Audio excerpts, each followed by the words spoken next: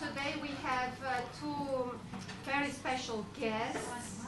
Actually, you are informed about this visit.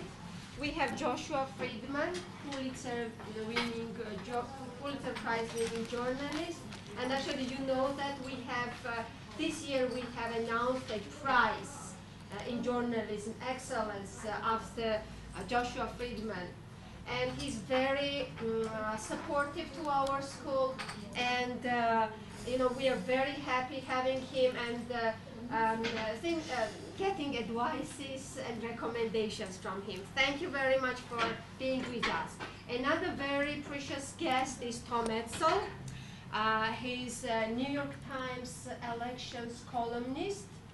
And actually, whatever he writes, I guess many people will look at it and, some are scared and some make very important decisions. So actually, we know some, that we forwarded some of your stories to students, and we get some understanding what's the situation and what are you doing.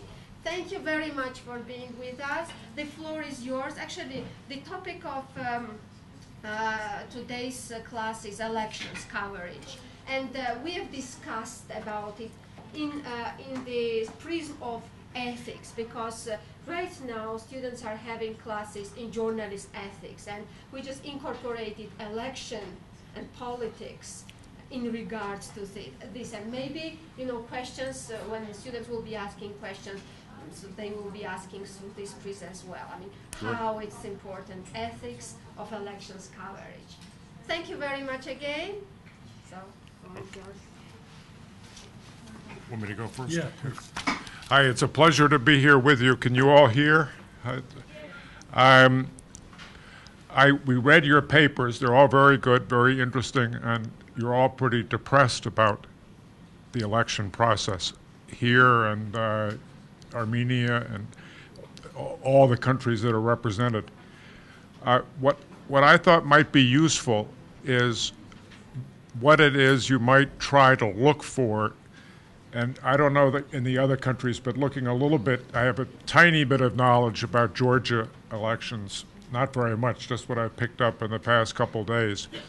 But you have a parliamentary election coming up, and then in 2013 you'll have the presidential election, both of which look very, very interesting, but the first one is the parliamentary election. Now, did any of you folks go to or look at the demonstration on Monday? Was it Monday or Sunday? Sunday. Did you go or look at it? No. I gather that really was a much bigger event than anyone thought it would be, and that it probably put the fear of God into, I can't pronounce his name correctly, but Misha, is that? As a reporter looking at that event, it would be very interesting to know who paid for it all. I don't know if there was apparently a lot of effort put into it. They turned out 100,000 people. There were T-shirts. There were all kinds of sort of presents and other things that were available to people. A lot went into that, and you have in this country this billionaire who's come in. He's almost unknown, I gather, until very recently. And he suddenly has become the number 2, at least, political person in politics. This is a subject that, for reporting, would be, I think, essential for covering this election. Find out who is this guy, how much money is he spending, how is he spending his money. It's somewhat a sign of weakness. You have a very young political system here, less than 20 years old, but that someone who is totally unknown can come in and suddenly become this competitive shows that the system is still very undeveloped, that that there are not strong institutions, that someone like this could be this influential this early, is something that I think as reporters you would want to find out much more about. What is it that he wants? Why he seems, anyway, the little I've seen about him, he seems like a very strange kind of guy, very interesting, but it's just not clear who and why he is coming into the country doing as much as he can. And this whole fuss over citizenship for him, at any rate, that's the one side. Then the other side is all the efforts that Misha is making to make it difficult for him. And I gather public officials have been fired who were supportive of the challenger. Again, all that kind of effort of the attempt to control the election. I also heard that they threatened to take away credentials from some of the media that were critical of the government. Is that, if they were to do that, in the United States, the media, the press wouldn't tolerate that. If one person, even if it was someone you did not like or you opposed, if one press got cut off, one media, one newspaper or one television, all the rest of the television and newspapers, radio stations, they would all protest and basically refuse to participate further. The argument is that the whole press has to be fairly represented. So you can't have any discrimination against one pitting and cutting off one. And that's a kind of sort of solidarity that the press has in the United States that is a big help in an election like this, where you're still forming, the press is, you're a very young country, as you all know.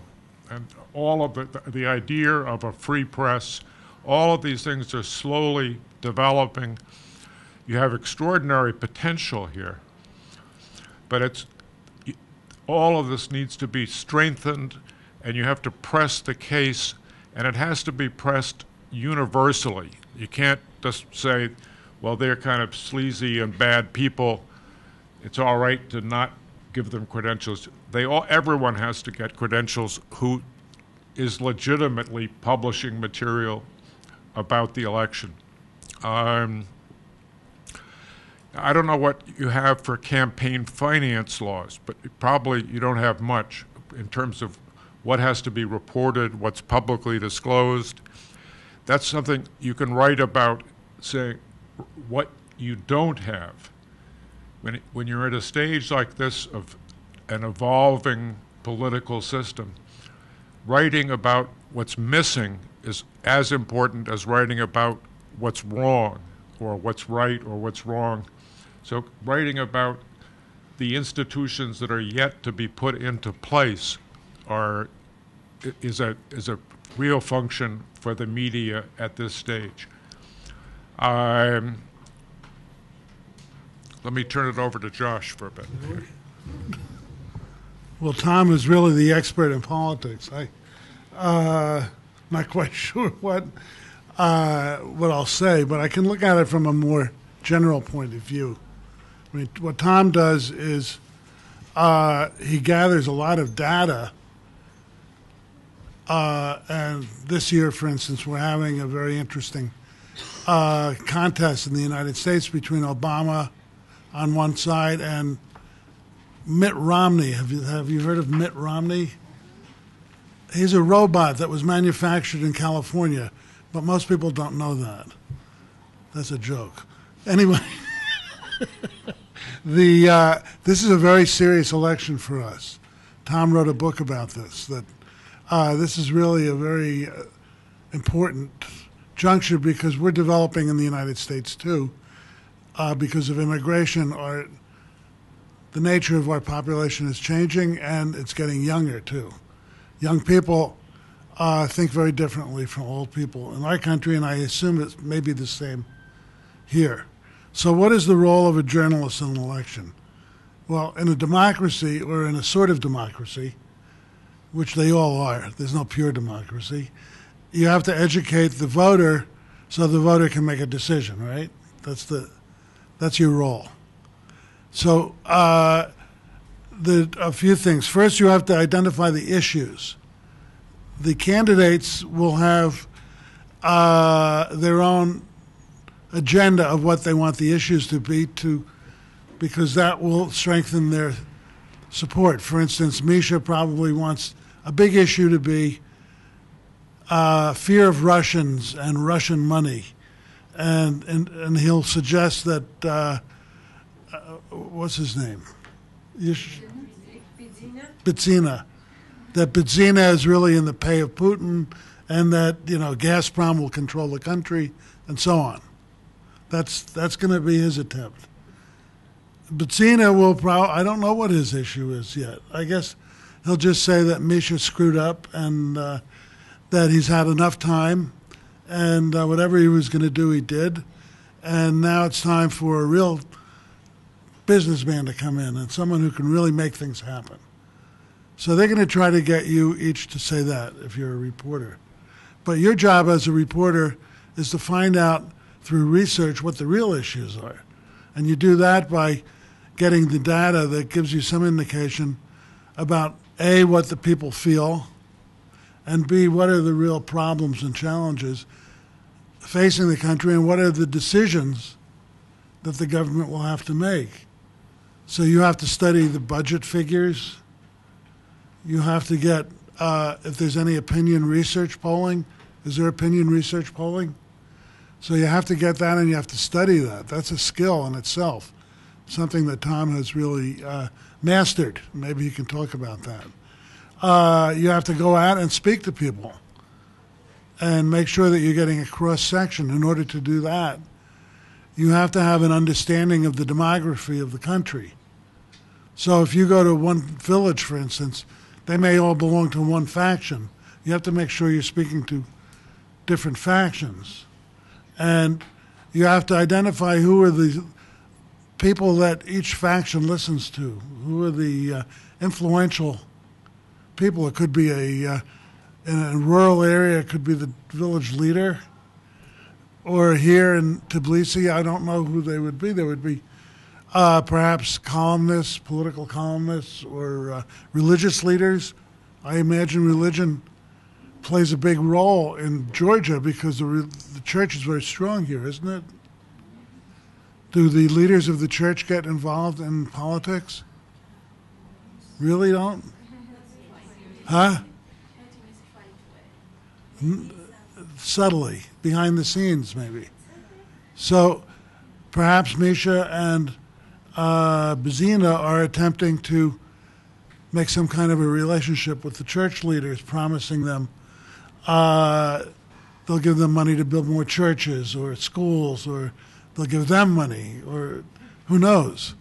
But that's also something you have to find out, because if they're subtly trying to influence the churchgoers by saying, well, maybe Bitsina is not really religious. He's more of a Russian Orthodox. He's not a Georgian Orthodox. You know what I mean? They can influence people that way. So these are all the different factors that go into the decision that the voter makes when he or she goes in to. Do you write it, or do you have a machine here? How does the voting work? You write it. So when they go in to write it, now judging from your papers, I would assume that a lot of voters are very disillusioned in the country, and because you're all very disillusioned. You don't seem to believe that the political system really represents, that it's representative. You've indicated that you think the political system is controlled. Is that an accurate perception? Yeah. So it's really your job as journalists, when you write about the issues, that way you can get people interested, because they're probably sick of hearing advertisements. There are a lot of advertisements, right?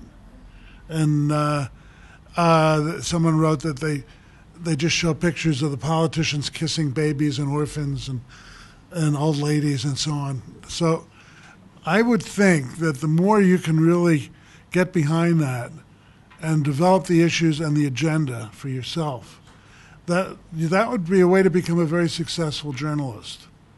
Because in my own experience, there aren't that many journalists who really have the ability to see behind the facade. Most journalists are afraid to deviate, and so they'll go to one party and they'll say, this party is saying blah, blah, blah, and that party is saying blah, blah, blah, and that's it. But in fact, if you want to succeed as a journalist, you have to do what Tom does. You have to go behind him. And Tom wrote some very interesting stuff. The first time I heard of Tom, I read a book he had written several years ago with his wife on the role of race in politics. You know, in the United States, the biggest unsolved problem in the United States is the relationship between black people and white people. And he used a lot of data to show that, in fact, that was one of the major issues when people were voting, whether they were white or black. But no one would say it because it was a taboo subject. So there were code words and so on. Is that inaccurate? Yeah. When I read that, I couldn't put it down. I remember staying up all night reading that book. It was, I give it an endorsement. I hope you drank a lot. Yeah, I drank coffee. So, but that is a model of what you have to do. You have to be courageous and say, I'm going to do it myself. I'm not going to do what everybody else does. So Tom can give you the tools to do that, the methods. And if you want, maybe you could go into that. And by the way, ask questions as we go along. Yeah, please feel free to ask any question anytime. Anyone got questions now? No? One of the things, as I say, you have a young democracy here, or potential democracy. The press is essential for a functioning democracy, or that the media is. It has to be an active role serving as kind of a corrective or a source of independent truth. So, as I say, that requires building up a long structure of institutions and laws and practices so that politicians respect you. Now, I don't know how it works here. For example, the billionaire who's running for whatever he's running for, either president or the prime minister, does he have a spokesman? Has he got a campaign? Are there people that you can go to and ask questions? There are. So you could go there and you could ask, what did he do to help build this whole demonstration that took place with 100,000 people? How much of that was his effort? How much money did he put into it? How many people did he hire? What public relations firms did he hire? There's a whole bunch of questions that could be asked. Now, he may not answer those questions. You don't think he'd answer them? No? But has anyone asked him? Has anyone asked him or asked his people those questions? Yes, they are asking, but they will never get answered. But you can write what they don't answer. I mean, you can keep putting pressure on. I think for a democracy to work, you have to have as much information, and that's the obligation falling on you, about the candidates. And you've got a candidate who is doing all this, but he's not saying what he's doing. Then you have Misha, and again, I don't know what you can ask there, what kind of access they give you, how good the answers are when you go there. But all of these are questions, and the more you raise these questions and you actually print their answers, even if they're you don't get an answer, that they refuse to say it or whatever, you have to keep pounding on that to force and to have the public aware that the public has to be aware that they are not getting the information that they need to make good judgment. So that's a constant pressure. In the United States now, we have a much more transparent system. Doesn't mean it's perfect by any means, but we know who is giving a lot of the money. We know how they are spending it. We know what televisions where they're buying television ads. We know the consultants who they hire to make the ads. All of this is available in records. We also, through the public, I don't know how I gather Tbilisi is somewhat anti-Misha, is that correct? Whereas he does better in the rural part, is that rural part? But how, exploring why is it that Tbilisi would be more hostile to Misha, and why is the rural countryside more supportive? You'd want to know why it is you have these divisions, and what are the other divisions? Are there other splits in the country between who supports the government and who supports the opposition? Another big question that seemed to come up was that the opposition seems to be made up of two contradictory groups. On the one side, you have the old guard, I gather, people who were in the old communist regime, but now they've lost their jobs in many cases, or they were pushed out, so they're angry. And they basically want to go back to an older system. Then you also have younger people who want more modernization. They're not satisfied with what the government is doing. These are two totally conflicting points of view. They've come together really opportunistically. It's because they have someone now who's got a lot of money and they can possibly win. But as a governing coalition, once they get into, if say what they were to win, they're going to have a very hard time because you have two totally opposite agendas. One wants to go back and one wants to go farther forward. I think, is that accurate? I don't want to, because I don't know the politics here. This is what I pick up. But that's another interesting story about how this opposition is not a coherent opposition. They don't have a common ground or common purpose in what they want to do.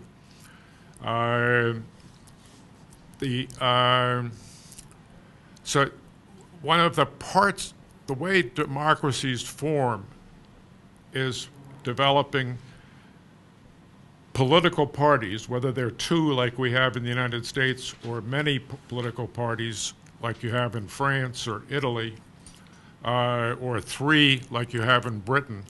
But you have institutions that form, and these institutions become identified with different economic and social policies. In the United States, the Republicans are much more anti-government. They want to keep government small, and they want to keep taxes low. The Democratic Party is much more pro-government, and they would like to raise taxes. These are clear differences between the parties. I don't think you have that here yet in a way that you could. Do you? I mean, no. But insofar as you can sort of push and shove and try to find out where people are where they want to go and what they want to do, you've got a huge amount of development going on in this country. Lots of all these new Justice Department buildings and the new parliament. So there's a lot of government activity taking place. And I gather tons of the old part of Tbilisi are getting rebuilt, and it's a extraordinary amount of government activity. So that even though Misha is known as being close to the conservatives in America, the Republicans, what they seem to be doing here is a pretty active government expansion. So it's what he actually is doing would be, I mean, he does seem to be spending a lot of money building a lot of new facilities. Some may be good, some may be bad. I'm told that this new government building that's being built downtown here actually is quite a good operation where you can go and get almost anything you need done in one place, and it's quick. In America, getting your car registered can take you all day. I mean, it's just awful the way. If they don't have that kind of bureaucratic problem here, that's pretty impressive. Because usually bureaucrats get in and they make things harder and harder and harder for regular citizens, which is what has happened in a lot of places in America. But if you don't have that here, that is an impressive phenomenon. You also used to have really bad crime, I gather, and corruption, and that's gone down way. In 2 decades, you have radically reduced the level of crime. Is that correct? That's a pretty extraordinary thing. In the United States, we keep having crime going like this, and it goes down, but I gather here there was just a massive cleanup. They fired all the police or whatever, and they just wiped it out. And you had mafias controlling all kinds of sections. That's really quite a phenomenon, and at any rate, there's a lot of good stories there, and I encourage you to work on these, but please ask some questions of us. You must have some. Please. You were telling that the voter should be educated, the country should educate the voter to have transparent elections. And also journalists should write about finances of candidates. In Armenia, the situation is like journalists write about finances, and those finances are coming from Russia. And it seems that we cannot compare Armenia's system or situation or demographic placement with USA's. That's why I don't understand how we can develop the system, how we can be independent from. Well, you're saying that Russia puts a lot of money into Armenian politics? Russia gives money to candidates because in Russia they have some businesses, and Russian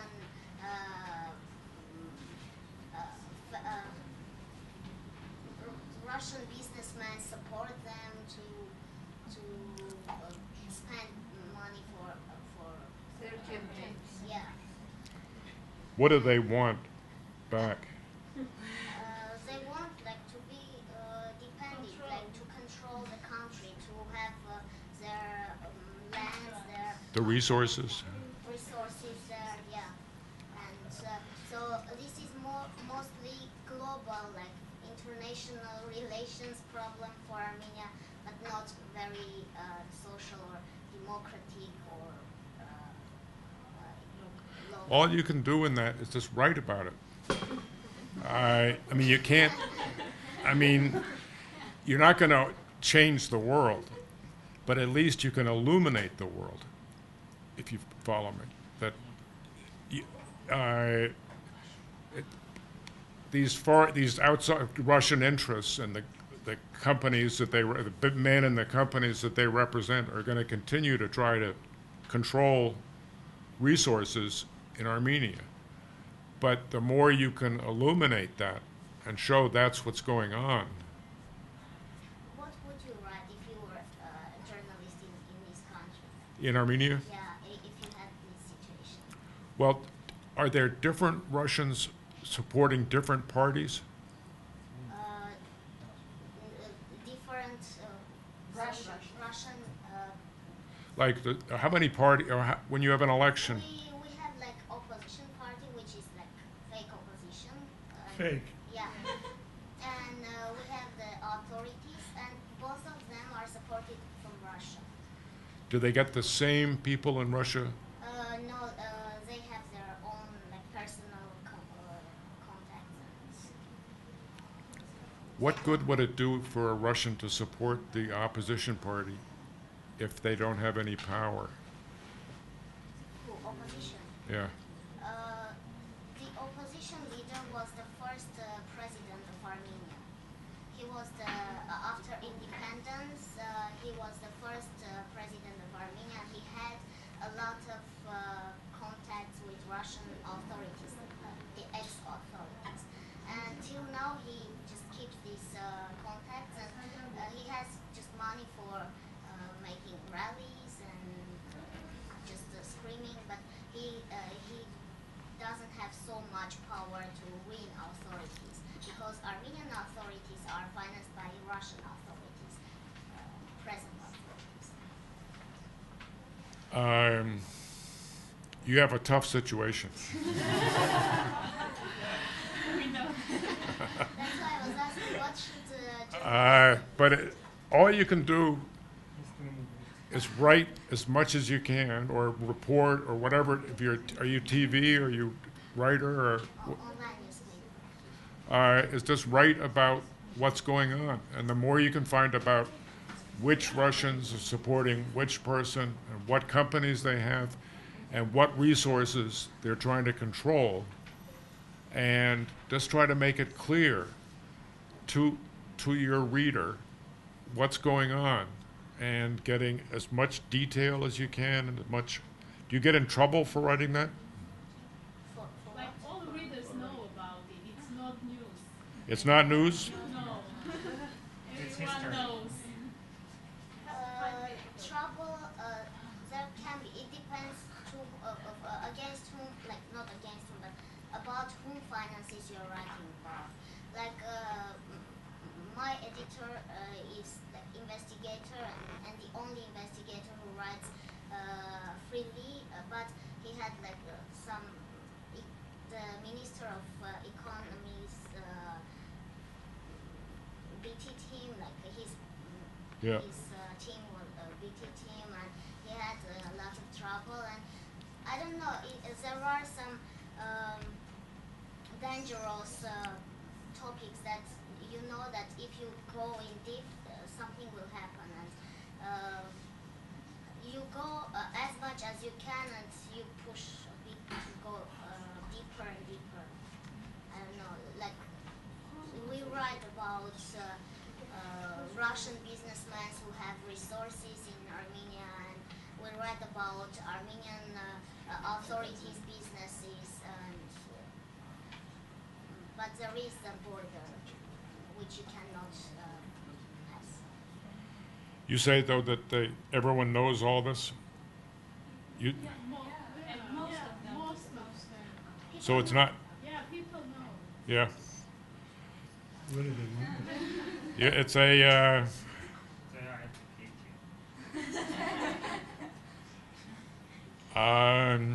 They are educated, but they don't vote anyway. They are ready to take bribes to sell their vote. That means that they are not That means they are educated. not educated in a sense that they should be. Maybe they don't believe they have power. They don't believe They because don't have this is a alternative. situation when people think or make revolution and to have money from other big countries or to, I don't know, this is a situation when people doesn't know what to do. well, it's hard. I mean, what you need to have is Armenians supporting Armenians.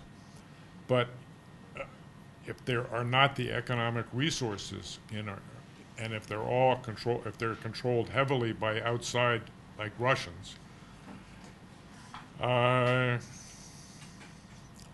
you have a democratic problem. And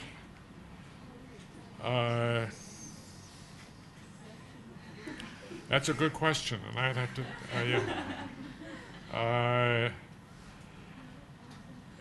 Because what alternative is there for the voter? Not much, I gather. What alternative? There's no other choice. The system, your economy, is your economy really dependent on Russia?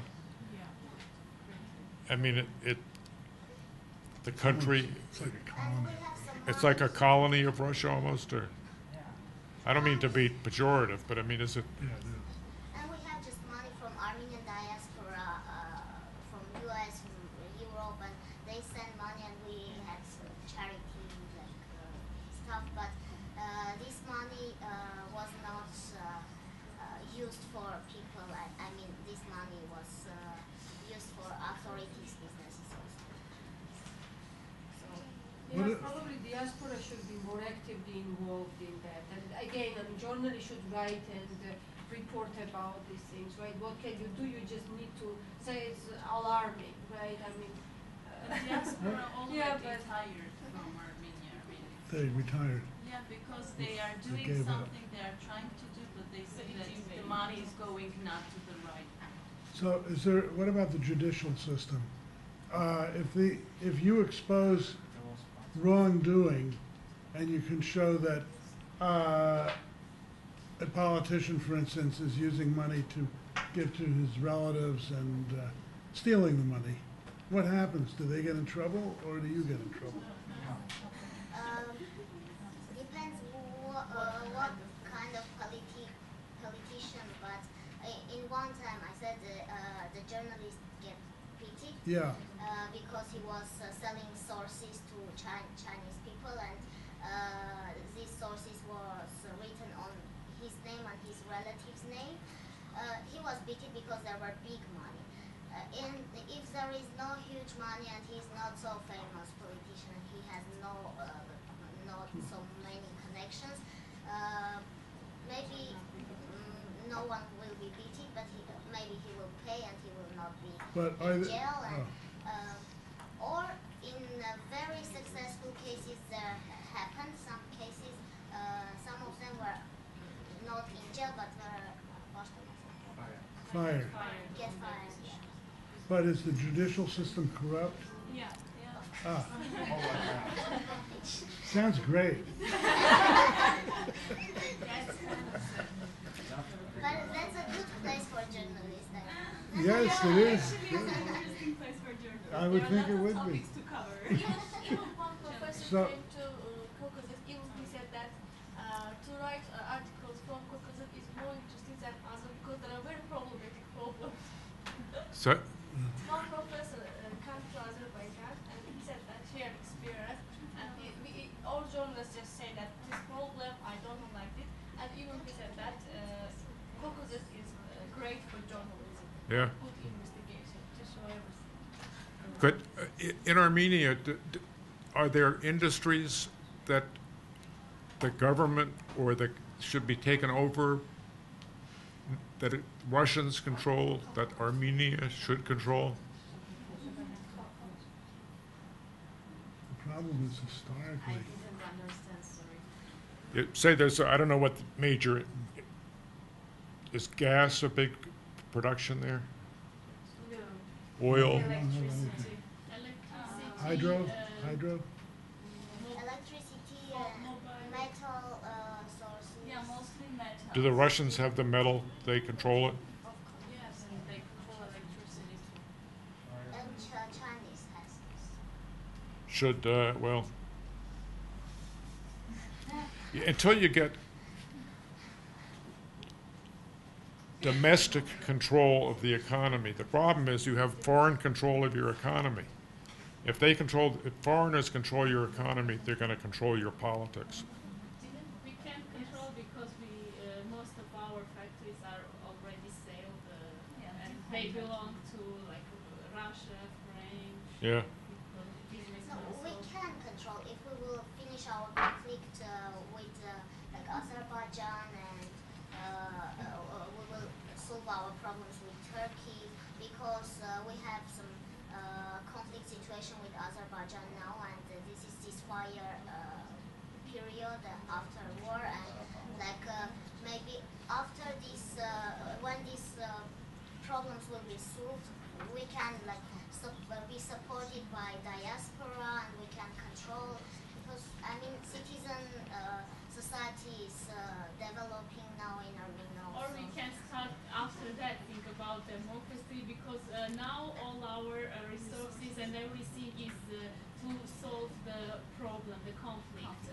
Not we don't have so many time to think about democracy, developing. Probably these rules, I mean, are more acceptable to democracy, right? I mean, journalist is really free to have an impact if it's a democracy. I mean, comparatively, right? I mean, we see that. But actually, in a better democracy, we have many problems as well, right? I mean, and let's also talk about that. I mean, let's just focus what are the stories? I've heard so many interesting story ideas from you right now, right? And actually, after this big rally, which happened on Sunday, right? What was the discourse? How media covered it? What I've heard, it was about how many people came. That's it, right? Nobody has investigated. Nobody reported. I mean, what was the money? Who funded? Which agencies were involved, right? Why do you think it is happening? Why it is so? I encourage students to ask questions. Hello, go ahead. Go ahead. About financing, oppositional parties say in Georgia that they don't have to tell us about their financing, because by law they are not due to do it. They're not what? About financing. About financing, they are not Obligated. Law does not make them to show all their finances. And government, you cannot get information from government about financing election campaign. And what can journalists do? Just what sources can you get? Other alternative sources?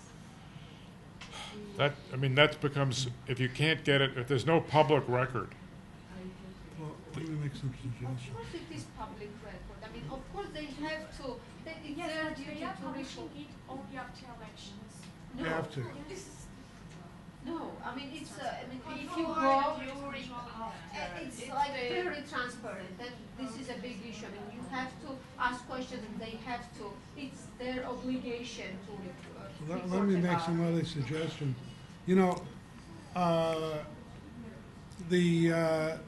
it doesn't have to just be a good thing to do when you're a journalist is to find allies or sources who have an interest in giving you information that they might have.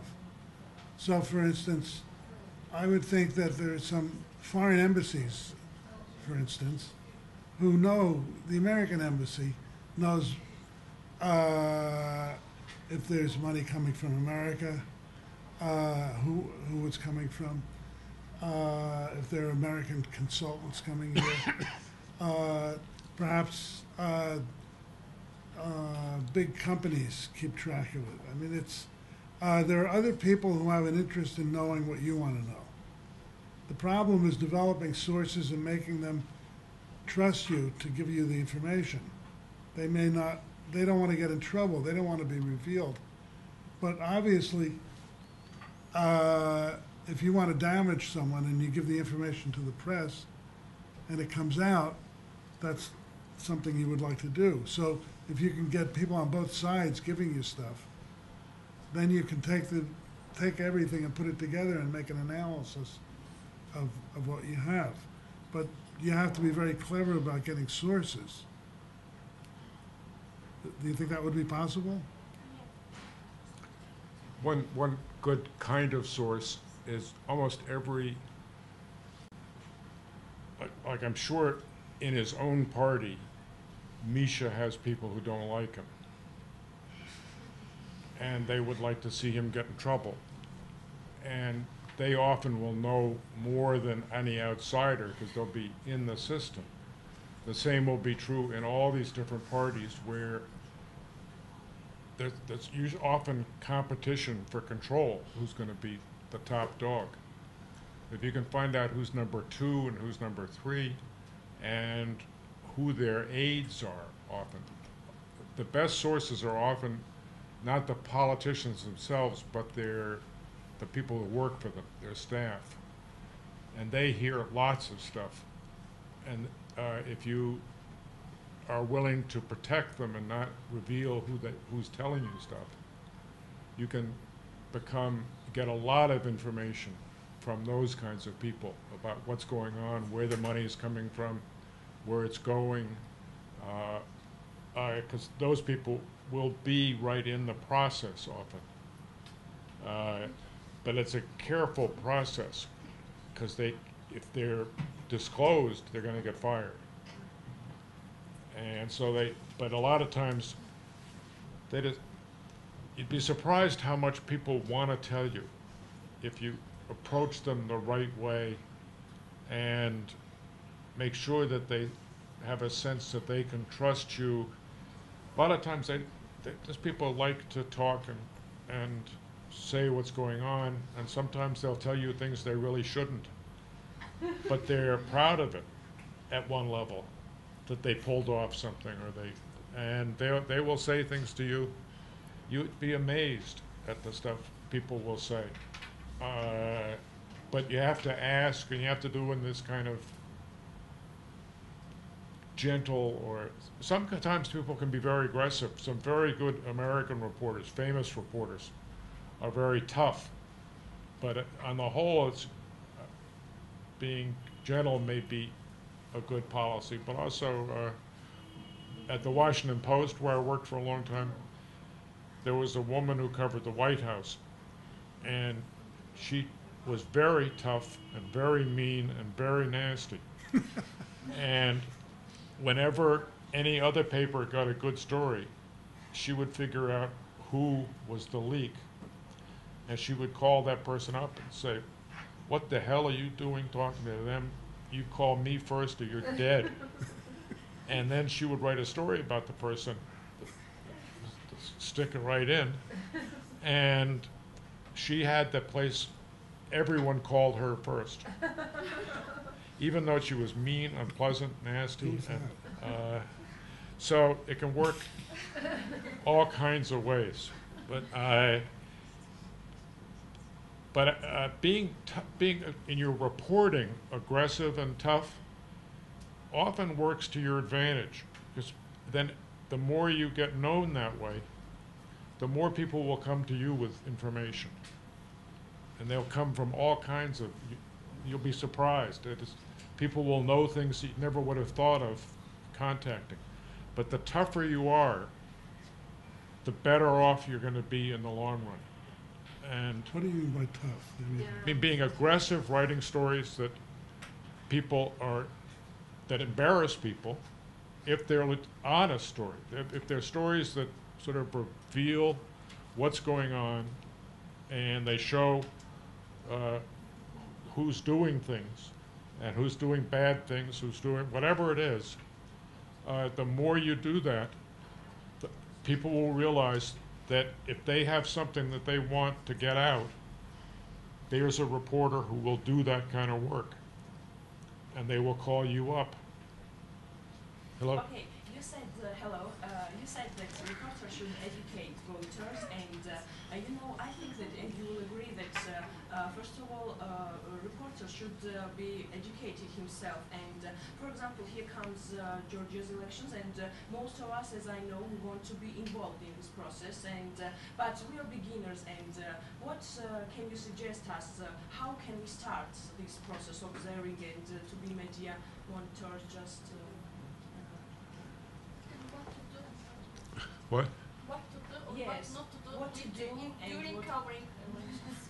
And where do you Can you lie share your between these experience? What, you have I don't know, because I've never covered elections in Georgia, so I don't know. But, go ahead. Sorry to interrupt, but the thing is, I understand Martha's question because in Georgia,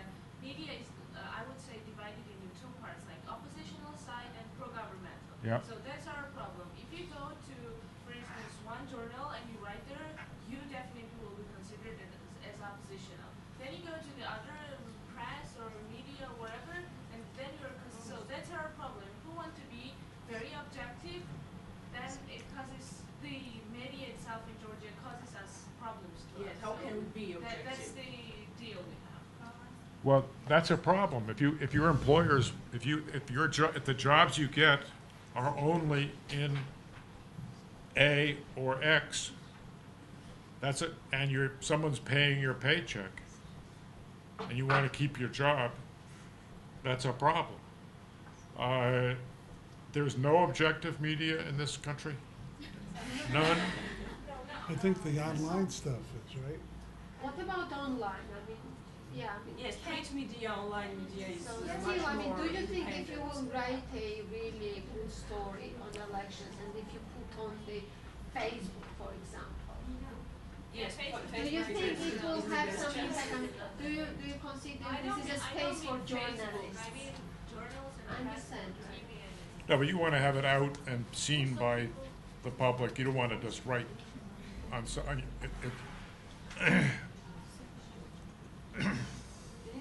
hard for beginners, right? You have to start from Did Misha take control of the media? Was there ever an objective newspaper, or it just hasn't been yet? newspaper, yes. I think that Gazette is Radio trusted Liberty. one. Radio Liberty. What about international Liberal. media? And international media as well. I mean, so you can work as a stringer for some international media, and you can still, I mean, come up with a good story. But it won't be read here. It won't be seen, right? It won't be seen by many people, right? And mostly mainstream media would not pick it. Okay. And also, I think the main problem in our country is that still, yes, there is online media, but only I think majority of the users of online media are we young people and still journalists and some people, and this is not the majority of the country. And the main problem in our country is that in regions, for instance, even in Caucasus, Kutaisi, where they have no choice, they have to watch TV, Rustavi Dimedi. There is no maestro, for instance, in Caucasus, which is thought to be oppositional, but there are some different ideas.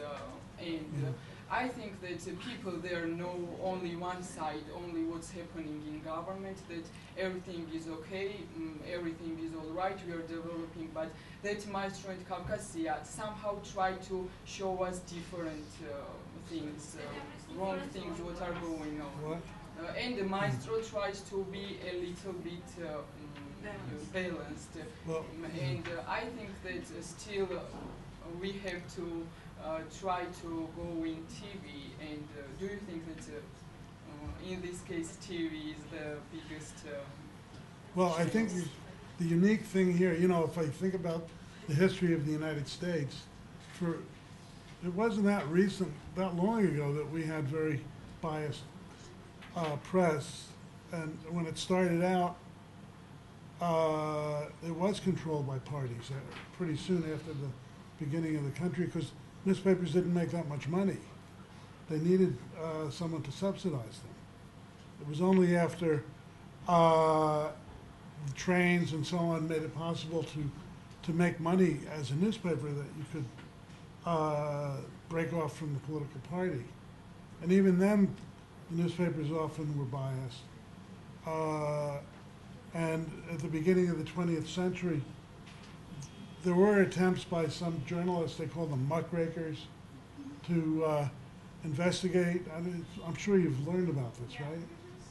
It took us a long, long time to get to the point that Tom is describing. And even all of these laws that allow us to see the finance documents and so on, that's very recent.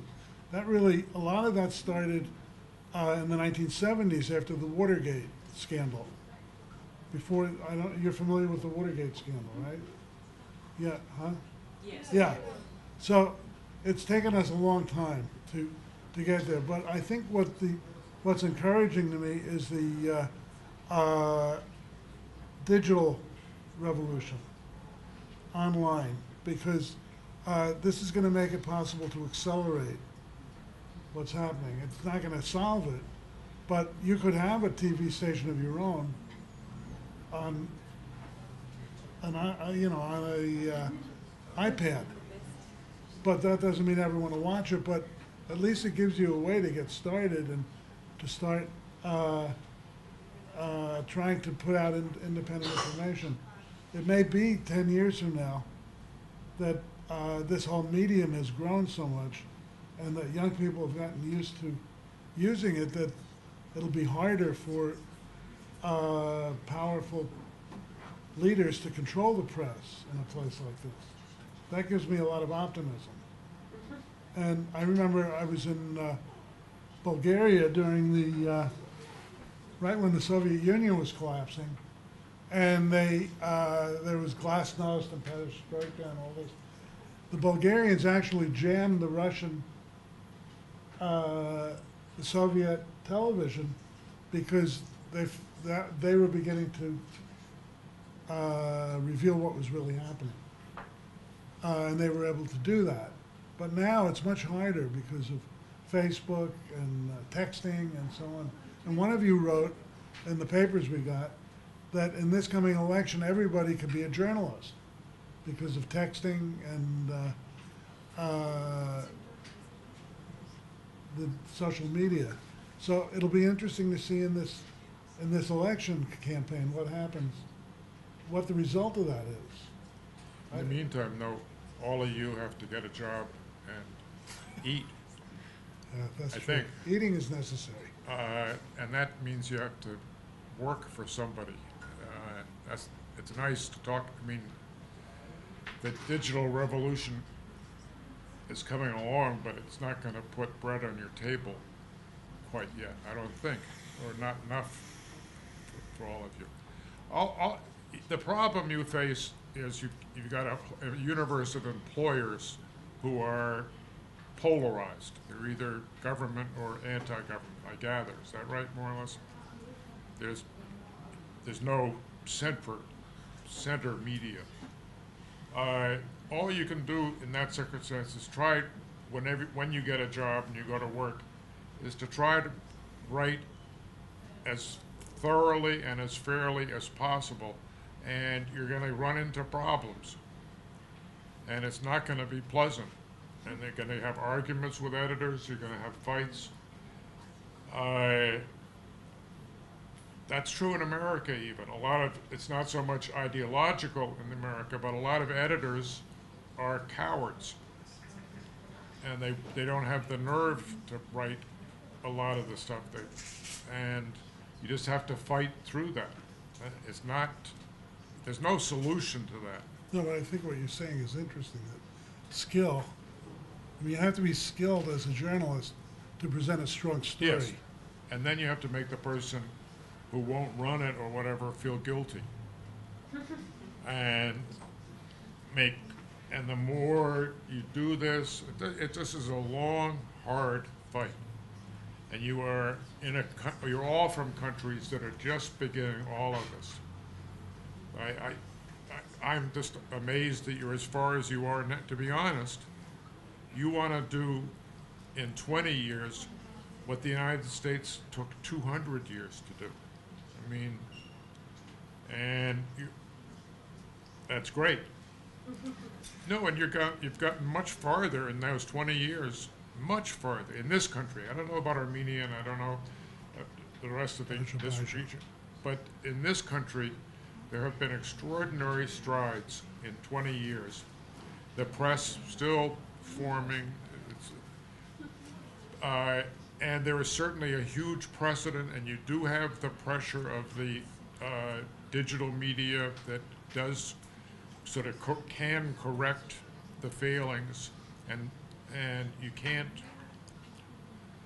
It's not like in the United States back before the web, where TVs and newspapers were totally independent and no one corrected them, basically.